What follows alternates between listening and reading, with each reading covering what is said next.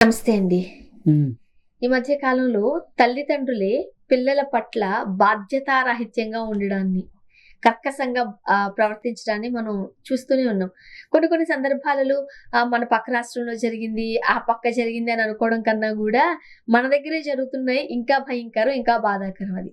మంచిర్యాల జిల్లాలో ఆ కర్కశ తండ్రి అసలు చిన్న పిల్లని 6 ఏళ్ల పిల్లని ఎలా కొట్టగలిగాడు? వాళ్ళ ఇంట్లో గూడా గాదు, అడవికి తీసుకొనెళ్ళి ఆ చెట్ల మధ్య ఆ! ఎవరో గొర్రెల కాపరి చూస్తే మళ్ళీ ఆ పాపను బండెక్కించుకొని తీసుకురావడం. తండ్రేనా అసలు? తండ్రే. సొంత తండ్రి తండ్రేనా? తండ్రి కాకపోతే ఆ పాప ఎందుకు బండెక్కొస్తది? అయితే ఒక్కొక్కసారి భార్యకి ఆహ్, అది రెండో పెళ్ళైతే గనక, హ్మ్. మొదటి భర్త ద్వారా బిడ్డ గనక ఉంటే గనక, ఆ బిడ్డల పట్ల అలా ప్రవర్తించే అవకాశం ఉంటది.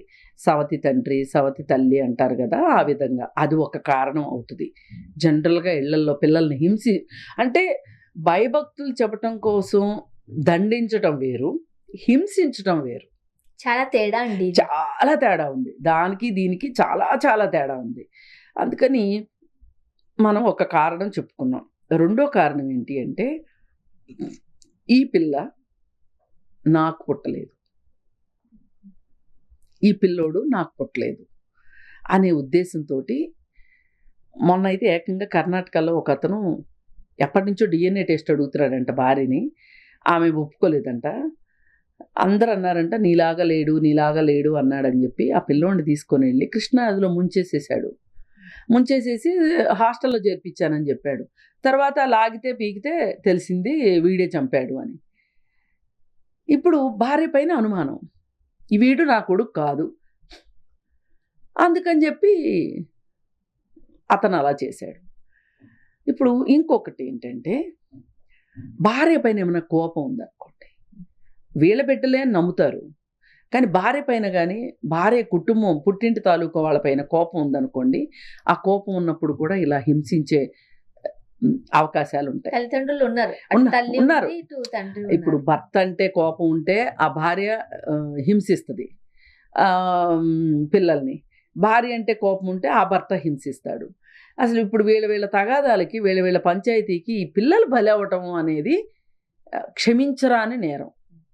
ఇది బాలల హక్కుల ప్రకారం చూసుకుంటే గనక, ఇది child abuse కిందకొస్తది.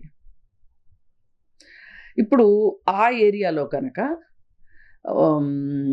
Child rights committee అని ఉంటది. జిల్లాకి సీడబ్ల్యూసీ అంటారు. Child welfare committee. ఆ సీడబ్ల్యూసీ చైర్మన్, కొంతమంది మెంబర్స్ ఉంటారు.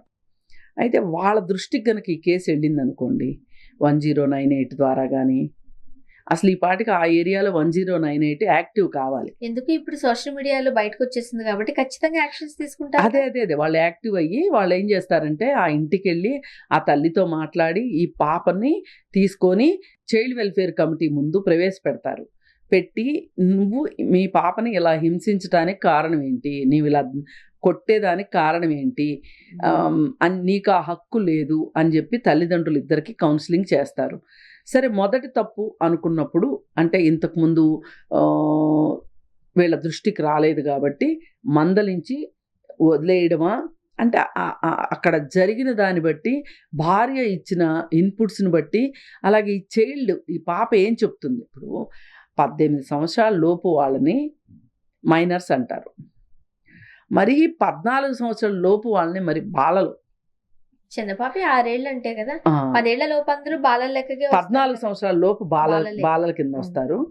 అయితే ఇప్పుడు ఈ ఈ పాపని ఈ విధంగా హింసించినందుకు గాను అతనికి జువెనైల్ జస్టిస్ యాక్ట్ కింద ఆ తండ్రిని శిక్షించే అవకాశం ఉంటది.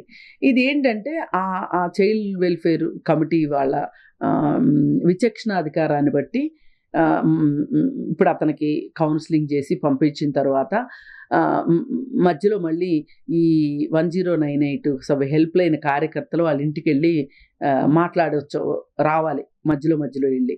అలాగే మళ్ళీ ఇంకో నెల తర్వాతో, లేకపోతే 2 నెలల తర్వాతో, 3 నెలల తర్వాతో, అంటే ఆ కేస్‌లో ఉన్న సీరియస్‌నెస్‌ని బట్టి మళ్ళీ తీసుకురమ్మంటారు. తీసుకొచ్చినప్పుడు ఆ పాపతోటి విడిగా మాట్లాడతారు.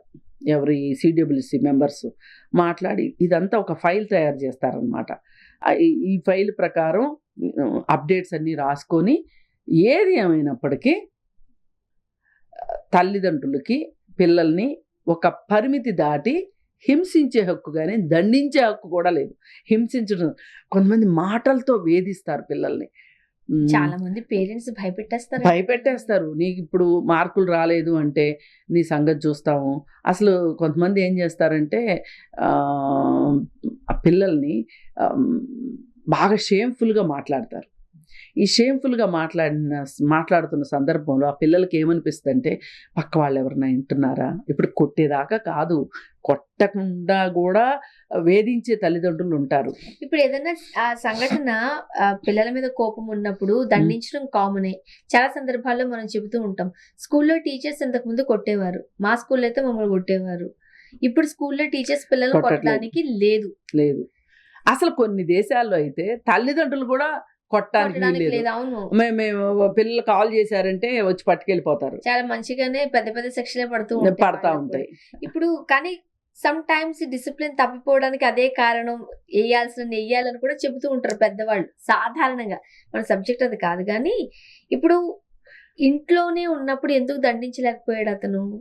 అడవి దగ్గరికి బండి ఎక్కించుకుని మరి ఎక్కడికో, అతనికి తెలుసు అతను చేసేది తప్పని, అలా ఆవిడ ఊరుకోదు కాబట్టి.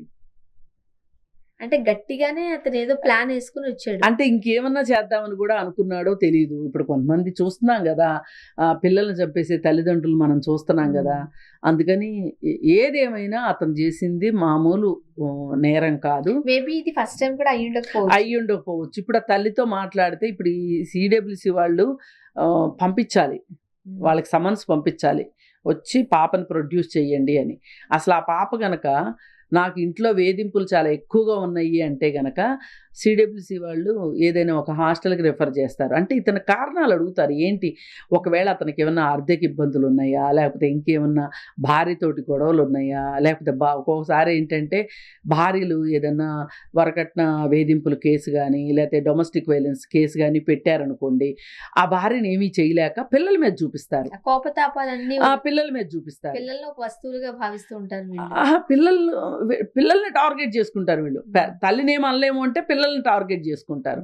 పైగా ఇంకొంతమంది ఏం చేస్తారు, ఇప్పుడు ఈ మధ్య కాలంలో ఏం చేస్తున్నారు అంటే తల్లి భయం చెప్తుంది అనుకోండి, మంచి చెడు చెప్తుంది అనుకోండి, తల్లి మీద కోపం ఉందనుకోండి, వీళ్ళు పిల్లలకి ఫుల్ ఫ్రీడమ్ ఇచ్చేస్తున్నారు. అబ్బో మా నాన్న చాలా మంచోడు అనుకుంటున్నారు వాళ్ళు. కానీ నష్టపోయేది ఎవరు? రేపటి రోజున ఈ రోజు క్రమశిక్షణ లేకపోతే రేపు నష్టపోయేది ఎవరు? ఆ పిల్లలే కదా. ఒకసారి క్రమశిక్షణ తప్పటం అలవాటు అయింది అంటే మళ్ళీ వాళ్ళని క్రమశిక్షణలోకి తీసుకురావడం చాలా కష్టం. అందుకని ఏది ఏమైనా ఒక తండ్రిగా నీకేమి హక్కులు ఉన్నాయి, నీకేమి బాధ్యతలు ఉన్నాయి అనేది ఇవన్నీ కూడా అతనికి విశదీకరిస్తారు.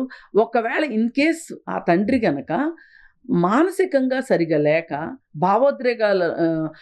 భావోద్వేగాల అదుపు లేనివాడైతే గనక, అంటే ఇవన్నీ కూడా సిడబ్ల్యూసిలో అన్ని తేలిపోతాయి. మాట్లాడతారు. అన్ని మాట్లాడిన తర్వాత ఏం చేస్తారంటే, చూడు బాబు, నువ్వు ట్రీట్మెంట్ చేయించుకునే వరకు నువ్వు ట్రీట్మెంట్ కంపల్సరీగా తీసుకోవాలి అని చెప్పి ఇప్పుడు ఆ భార్యకి కూడా చెప్తారనమాట. మీకు ఒకవేళ అతని నుంచి పిల్లల్ని కాపాడాల్సిన బాధ్యత తల్లిగా నీకు కూడా ఉంటుంది అని చెప్పి మొత్తానికి ఫ్యామిలీ కౌన్సిలింగ్ చేసి పంపిస్తారు ఈ విషయానికి. అంటే ఇక్కడ ఏంటి అంటే పిల్లల కేర్ అండ్ ప్రొటెక్షను రెస్పాన్సిబిలిటీ తల్లిదండ్రులు ఎంత ఉందో గవర్నమెంట్ కూడా అంతే తీసుకుంటుంది. సిడబ్ల్యూసి ఆ విధంగా బాధ్యత వహిస్తుంది. థ్యాంక్ యూ అండి.